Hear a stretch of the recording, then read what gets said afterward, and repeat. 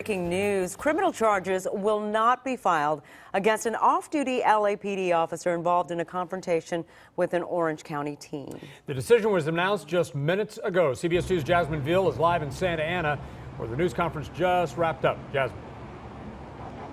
Yeah, good morning, Jeff and Sharon. So I'm outside, but you can still see that news conference is going on just with reporters asking those questions. And also, we're told officers right now are going door to door warning neighbors about the possibility that there could be more protests in their neighborhood tonight. I want to show you some new video evidence just presented by the DA of the scuffle.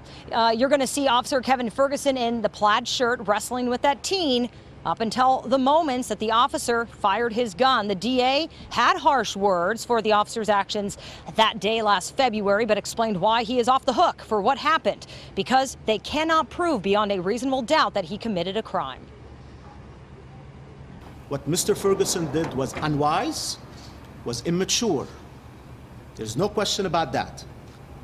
The tough question that we had to answer, though, is can we prove this beyond a reasonable doubt to be able to file criminal charges against Mr. Ferguson? And it is our office's conclusion, based on all the evidence, that we are not able to prove. The evidence does not support a finding beyond a reasonable doubt that Mr. Ferguson committed a crime.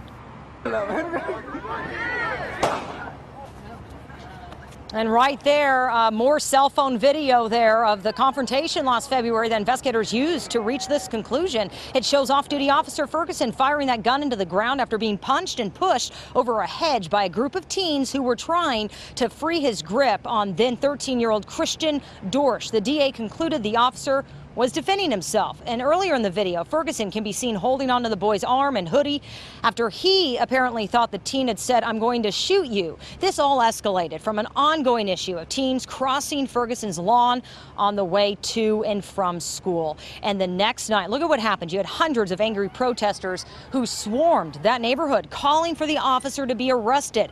They faced off with Anaheim police, very upset about what happened to that teenager.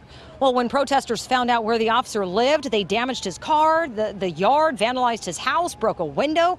Even a neighbor's home was accidentally vandalized in the melee. And we spoke to that neighbor, Edie Goldrich, this morning. She and her husband say they are still traumatized by the violence of those protesters and hope after today they can put this all behind them. It was a horrible, horrible year. I just want it to be quiet. I just hope that it's a good outcome for Kevin. I think Kevin did. I mean, I used to be a police officer, and what Kevin did, he was much more patient than I would have been. You know, just trying to defend himself. I saw his face. He was all bloody. It didn't accomplish anything except cause a lot of problems. So. And back out here live, Jeff and Sharon, the Orange County DA said they told the teen's lawyer about the conclusion they reached before holding this news conference. They would not tell us the teen or his family's reaction to the news.